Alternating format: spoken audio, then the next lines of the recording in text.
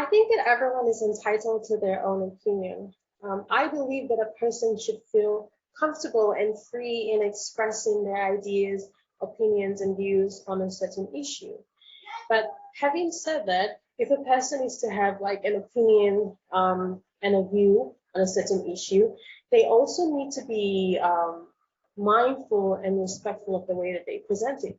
You have to be able to express it in a way that you are not degrading another person for believing or opposing what you believe in and for believing in something completely different. Your opinions should not be based on degrading another's opinion of what they believe in. As well as that, we have that responsibility where we have to be mindful in the way that we choose to express our ideas, our thoughts, and our actions in supporting a certain claim or in supporting a certain topic.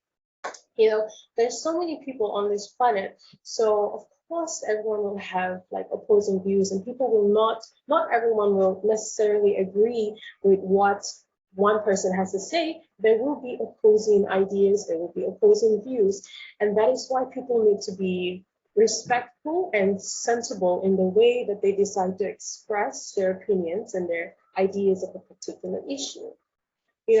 Nowadays we are seeing a lot of public figures that are experiencing what is referred to as the cancel culture, and we're seeing a lot of them being referred to as a social justice warrior.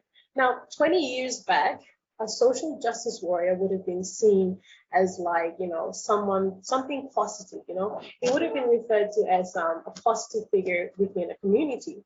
But nowadays, this term has sort of like a negative connotation to it. And a person called Rush Balizada has explained that a social justice warrior is an individual that believes in an extreme left-wing ideology that combines feminism, progressivism, and political correctness into a totalitarian system that attempts to censor speech and promote fringe lifestyles while actively discriminating against men. And for those that may not know, cancel culture is defined at dictionary.com as a practice performed on online media platforms where the support for public figures or companies are withdrawn or group shamed as a result of an action they did that was considered to be objectionable or offensive.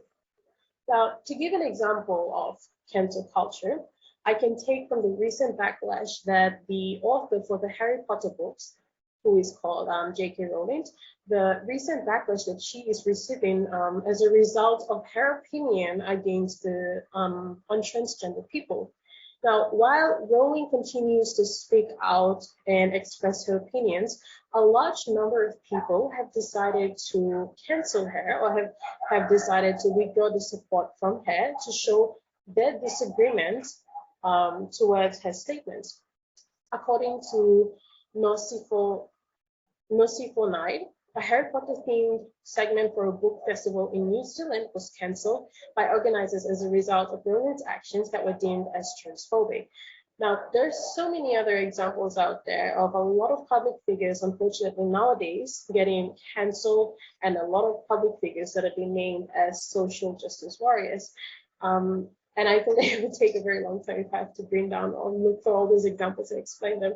But I believe and I hope that, what a social justice warrior is and what cancel culture is, I hope that it's been explained already properly. So back to the question, what do I think about it? Well, like I stated in the very beginning, when it comes to expressing your opinions and your ideas, I believe that each person is entitled to their opinion. They should feel free, they should feel comfortable in the way in expressing their ideas. But each person also has a responsibility in the way that they decide to express their ideas, their opinions, and what they believe in or what they support. That comes down to the very details of researching first before you decide to take a stand, thinking about how exactly you're going to be expressing it, like, your body posture, what is respectable, what is not respectable, these little things, at least taking this into consideration so that when you decide to express your ideas, you are not doing so in an offending manner, but something you were doing it in a respectable and sensible manner. So that is my answer to the question. Thank you very much.